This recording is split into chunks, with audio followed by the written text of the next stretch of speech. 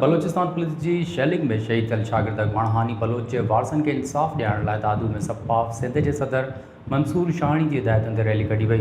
उन हवाले से ॾिसूं था मुश्ताक अहमद शाहणी की ही रिपोर्ट। में पीएमसी जी थियल जेका टेस्ट है उनमें घणे भाङे बेज़ाब्तगियूं थियूं आहिनि, जिनके करे शागिर्द जेके आहिनि सो एहतजाज में लथा आहिनि।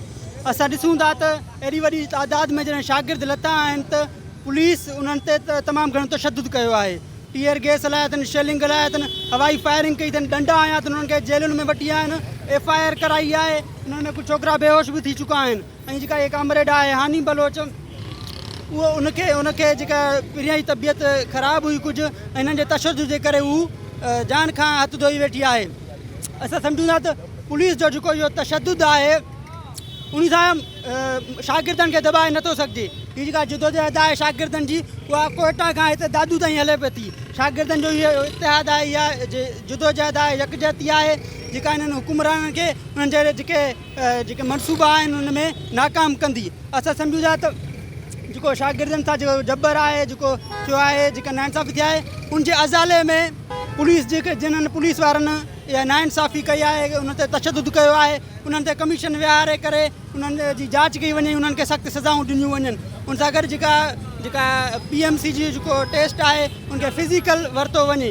ऐं असां सम्झूं था त शागिर्दनि खे अयूब खान जी हुकूमत बि दॿाए न सघी, इमरान खान जी हुकूमत बि दॿाए न सघंदी ऐं जिदोजहद जारी हलंदी। सुर्ख इनकलाब, सुर्ख जिदोजहद। जी बिल्कुल, सब का पहिरां तव्हां दोस्तनि जी वॾी महिरबानी जो तव्हां असांजे आवाज़ खे अवाननि ताईं पहुचाइण लाइ हिते आया आहियो। अॼु सपा ज़िला दादू जा कारकुन हिकिड़ो ई मुतालबो खणी हिन सख़्तु गर्मी में निकिता आहिनि त असांजी शहीद भेण तालिबा हानी बलोच खे इंसाफ़ ॾियारियो वञे।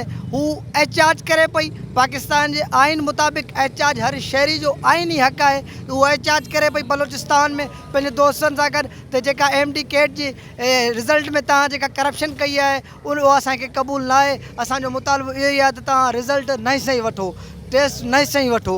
पर उन्हनि पंहिंजी करप्शन खे लिकाइण जे लाइ उन्हनि शागिर्दनि ते शेलिंग करे ॾिनी। शेलिंग खां पोइ काफ़ी शागिर्द ज़ख़्मी थिया। उनमें असांजी शहीद भेण हानी बलोच ज़ख़्मनि जा सूर न सहंदे पंहिंजे हक़ीक़ी मालिक सां वञी मिली। असां सभिनी जो हिकिड़ो ई मुतालबो आहे त इन जो FIR इमरान न्याज़ी ते थियणु खपे, इन जो FIR वफ़ाक़ी वज़ीर दाख़िला ते थियणु खपे, इन जो FIR वज़ीर आला बलोचिस्तान ते थियणु खपे, इन जो FIR वज़ीर आला जे वज़ीर दाख़िला ते थियणु खपे।